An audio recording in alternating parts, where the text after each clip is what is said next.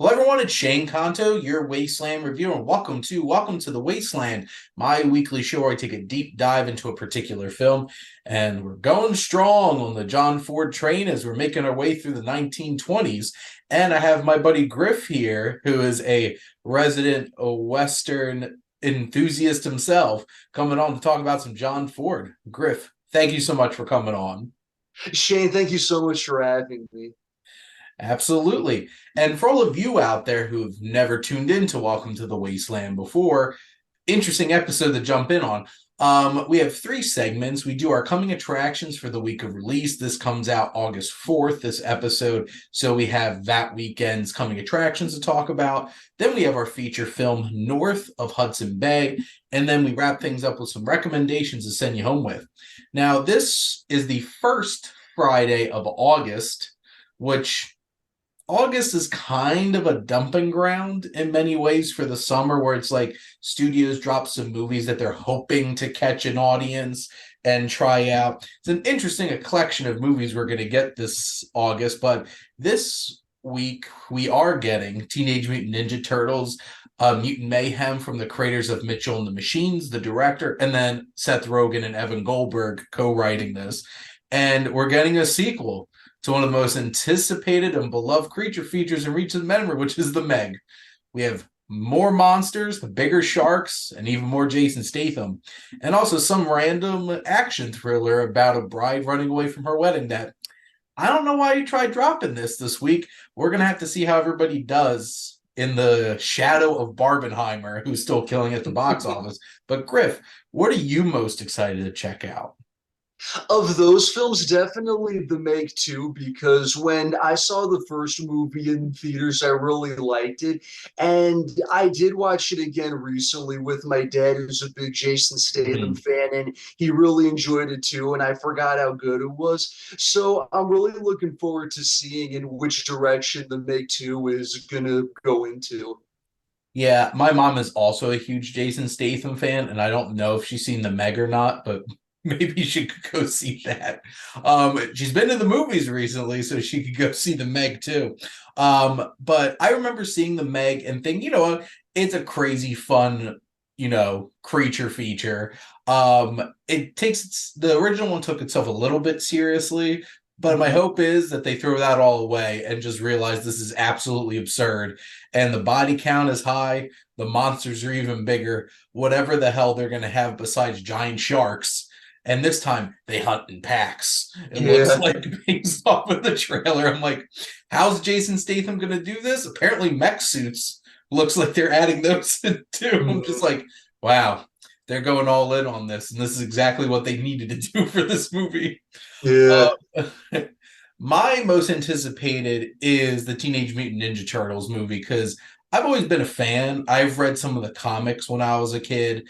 I really enjoy, like, I've probably watched Teenage Mutant Ninja Turtles 2, The Secret of the Ooze, so many times when I was a kid.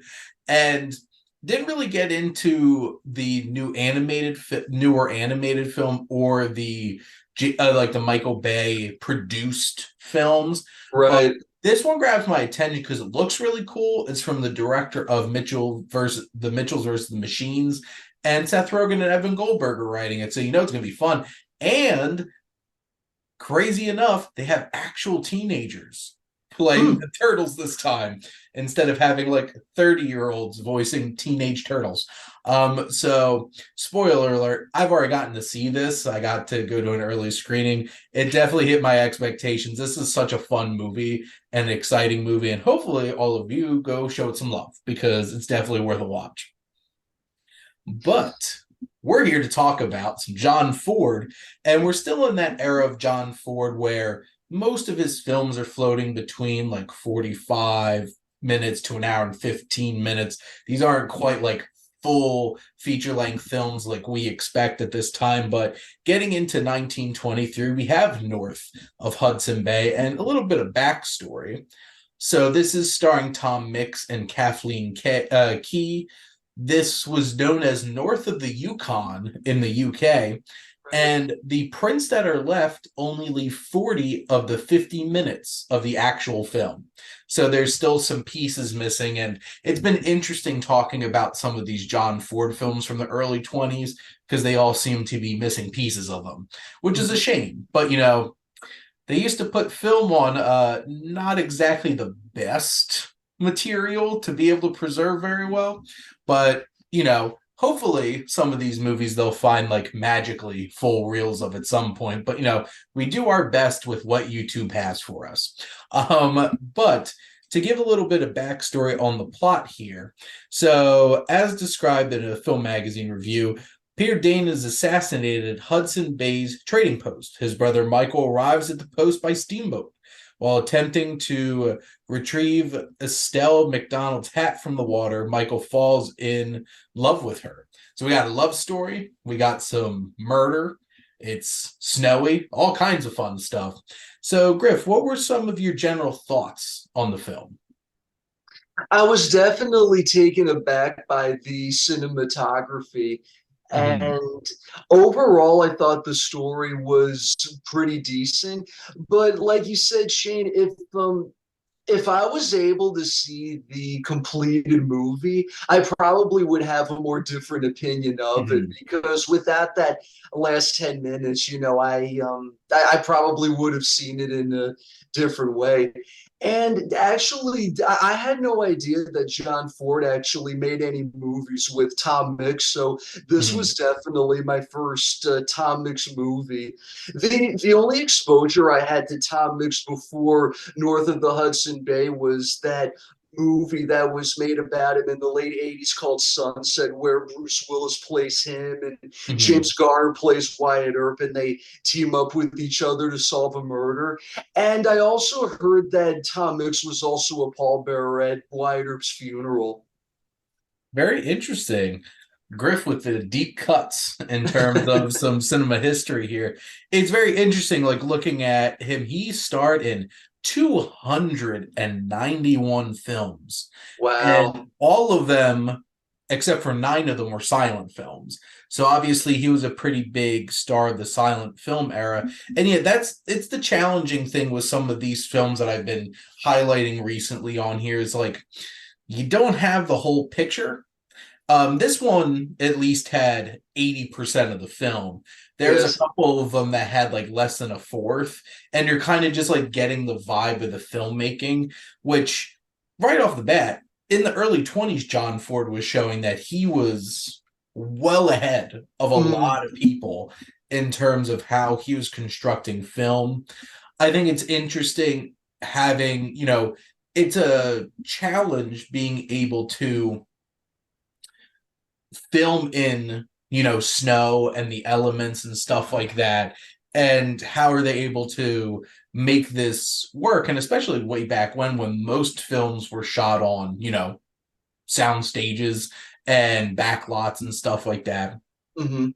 And there's some exciting things, especially like I know it's cut short because of the film print that's still available, but like those water rapid sequences, it's like it's exciting. And for something that was made literally uh what, yeah, 100 years Uh, ago, 100 years ago, yes. literally 100 years ago, this was pretty impressive from a technical standpoint in terms of what he was able to create. And it does have some good foundations of a story. It's like, well, brother gets murdered. I have to come here and try to figure out what happened, trying to establish something, throw in a little love story. Most films probably in the 20s had a little bit of a love story, got to hit all Right. your bases right. And, from what you can tell, they have some, like Kathleen Key and Tom Mix have some good chemistry. Yes. It's a solid little story, and it's really impressive seeing the things that you're going to see more of. Because I know recently I rewatched The Searchers, which Mhm. is such a great film. And it's awesome when you can look at a film that came out 30 years after this, but you see those little, it's like, okay, there's some of these filmmaking things that he really developed because John Ford was one of the greatest filmmakers, especially of his time. And has influenced so many filmmakers up to this point. Yes, like in that Peter Bogdanovich documentary directed by John Ford, one Mhm. of the filmmakers that gets interviewed is Martin Scorsese. And the most profound thing that Scorsese said in that documentary is that every modern filmmaker, movie director has been influenced by Ford in some way, whether they know it or not. Well, exactly. And it's one of the interesting things when it's like he directed films from the 19 teens up until like like the late 60s into the very early 70s. He worked a long time and Yes. set an incredible precedent. And I have a bit of a movie club with some of my other friends that I get a chance to like we get together, we watch a movie once a month, those that can, and like we've been watching oddly enough some pretty consistently some Akira Kurosawa films, and his biggest influence is John Ford. And he watched a lot of these American westerns, and seeing being able to frame a shot so perfectly at a time where they didn't do a whole lot of close-ups, and being able to get so much emotions out of a performance because back then so many people were used to having to perform big on a stage and trying to capture. It's hard to have a camera in your face and feel authentic and not overdo it. And this film showed that there's a lot of action, there's excitement. It's a nice balance of things. And it's definitely one of those earlier films that will grab your attention. It's a thrilling ride. It's definitely something that like films like obviously they're based off of novels, but like Call of the Wild and stuff like that, it's like that icy kind of story. You're there in the elements and stuff like that, and John Ford was making them 100 years ago, so it's pretty impressive. Yeah, there were definitely a lot of similarities between North of Hudson Bay and Call of the Wild, particularly the 1930s version with Clark Gable. Hmm. Absolutely. But are there any other things that kind of stuck out to you, Griff, about the film? Definitely the rapids at the end with the canoes and the Mhm. chase. And yeah, it's just a shame that it wasn't a complete scene. But yeah, Ford was definitely ahead of his time. Like, we're left with a cliffhanger. Will they ever get away? Yeah, and to intertwine that, like with the love story, the Mm. family story. Tom Mix, meets this stranger who's been accused of murdering his brother, and then they become friends. Yeah, just so many things that blended well together in this film. Well, and that adds some interesting complexities to it because, like, it could have been really easy to just be like very clean cut, black and white of like, this is a bad guy, you're the good guy. But having those kinds of layered in complexities makes the story more interesting that way. Mhm. And of course, can't go wrong ending your movie on a big water rapids action Mhm. set piece. And it's interesting because I had done Cameo Kirby last week. There is a riverboat race at one point in that. It's just like John Ford's doing things that no other filmmaker was doing at this point, and it's really impressive. Yes. But this is the kind of thing where it's like, yeah, you might not have the whole film, you might not be able to finish it, obviously, but it is on YouTube and you can watch the 40 minutes that they do have. And I think at least with what you do have, you get a pretty exciting and interesting movie out of it. So if you're looking to expand your background on some early cinema, go check out North of the Hudson Bay. It's right there on YouTube. Yeah, I definitely recommend it to all John Ford fans, Mhm. especially fans of the silent film era. Absolutely. And I'm going to go on a limb and say most people probably haven't watched a whole lot of John Ford movies before Stagecoach. So Mhm. here's an opportunity. Keep going along with my journey here through Welcome to the Wasteland and checking out some of these films. Next week, I know I'm going to be recording with my friend Adam from Australia, and we're going to be doing Kentucky Pride. So, which is from 1925, making our way through the 1920s. We'll be doing John Ford all the way until the end of 2024 because he has that many movies. And Mm. Griff will be back plenty of times. But before we wrap up, we always like to leave our audience with some recommendations. So, Griff, what film would you like to recommend to everybody?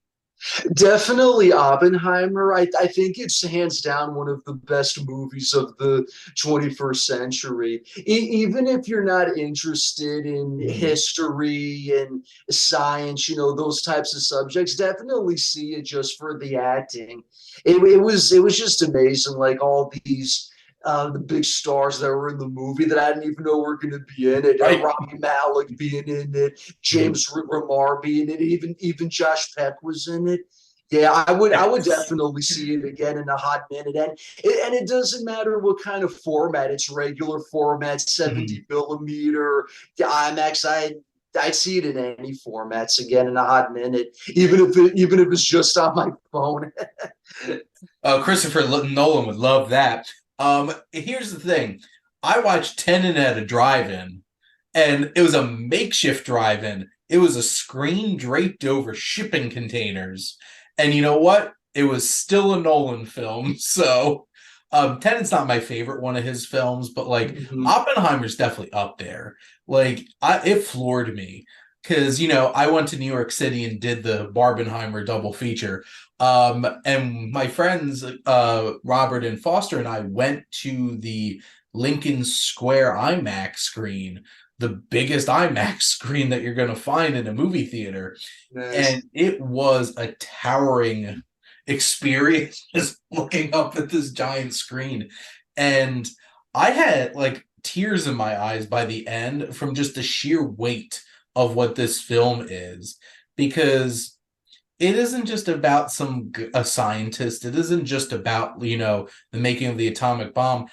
It's about the changing of human history. And here's the thing. It's not quite history when we can still feel the ramifications and that threat. Because, like, one country shoots one missile, could launch a whole bunch of other ones. And all the way up to the final moments of that film, that final scene, like, punched me in the face. And I'm just like, it just hits. And yeah, the acting is incredible. Cillian Murphy's definitely getting at least nominated for Best Actor this year at the Academy Awards. I would not be surprised if he won. Robert Downey Jr. is definitely getting nominated for Best Supporting Yeah. Actor. You know what? He has literally one line in the trailer, and boy, did they bury a lead. It's like his Yeah, I story was is yeah, fascinating. I was actually surprised of his role. Like I thought he was gonna have maybe two or three scenes, but yeah, his character lasted throughout the movie.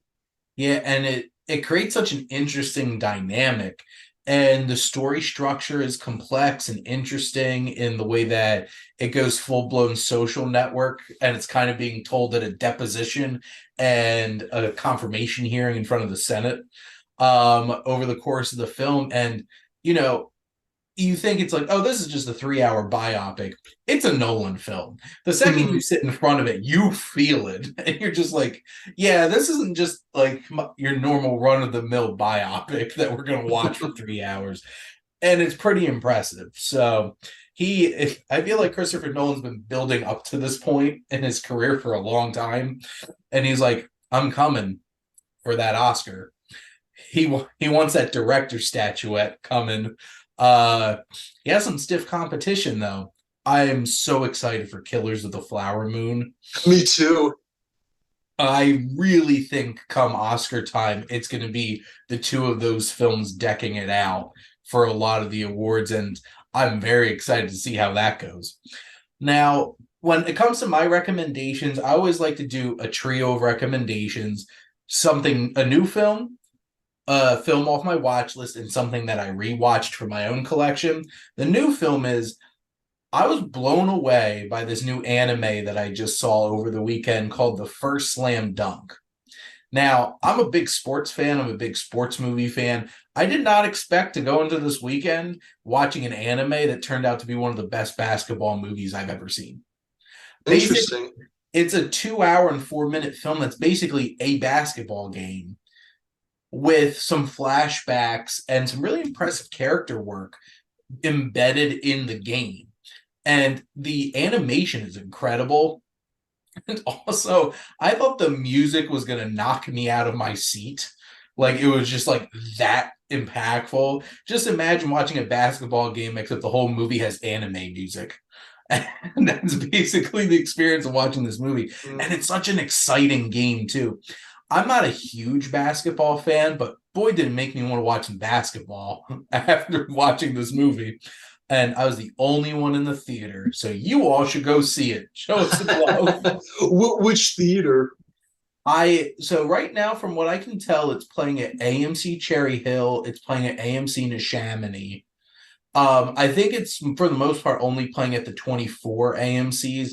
I haven't checked any other types of theaters because I have A-list, so usually I default to checking out AMCs. I think it's playing in more Regals than in AMC's, but it was a really exciting movie. I did see it in dub. Sorry, people. It fit my schedule better because I wound up seeing it at 10:30 in the morning on Sunday because I had another movie that I wanted to go see afterwards.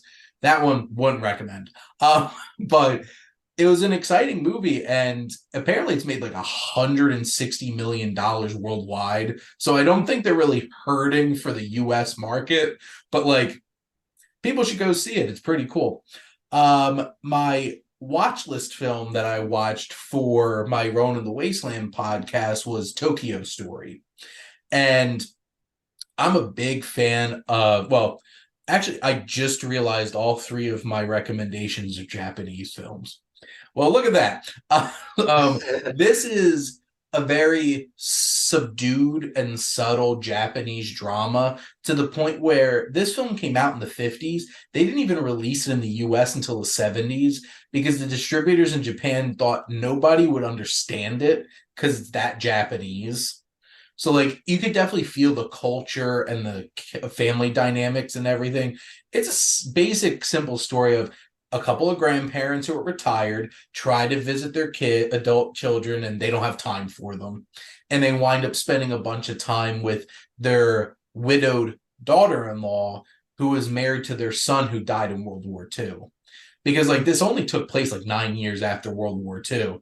So there's a lot of emotion, and it's a very moving drama.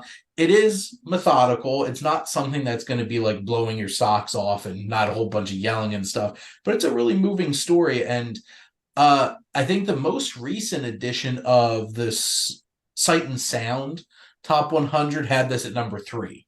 So it has a lot of acclaim. And then my rewatch, which is shamelessly plugging my next episode of the movie club, you can go check out on YouTube, is Rashomon, because that's what I rewatched with my friends. And Akira Kurosawa is one of the greatest filmmakers of all time, and Rashomon is such an impressive film. For 88 minutes, you have a framed narrative within a framed narrative that has 4 different perspectives of that narrative. And somehow he makes that all work, all of it compelling, all impeccably directed, and incredibly acted in 88 minutes. Not many filmmakers could do that. Yeah, I definitely have to watch more of his work because the only Kurosawa movie I've seen is The Seven Samurai, which was amazing. But Yeah. Rashomon, Throne of Blood, all those movies. Yeah, I definitely have to check those out. What's fantastic is Seven Samurai, which I have my criterion right over it. It's like 3.5 hours, and then Rashomon's an hour and a half. It's literally 2 hours shorter. He could do it all. Anybody looking to check out more Akira Kurosawa films, Max has a bunch of them. So I think they have Seven Samurai, they have Rashomon, Yojimbo, Throne of Blood, Hidden Fortress, Ikaru. I'm not sure if they have Ikaru or not, but there's a lot of good. There's a nice chunk of like 10 of his films, I think, on Max streaming service. It pains me to keep saying Max instead of HBO Max. Yeah. It's that hard for you to just leave it as it was. But anyway. But yeah, so check out some Kurosawa. And apparently I really like Japanese cinema. So check out a bunch of movies. But Griff, thank you so much for coming on. Thank you, Shane. Always a pleasure. And thank all of you out there for always tuning in and supporting your Wasteland Reviewer.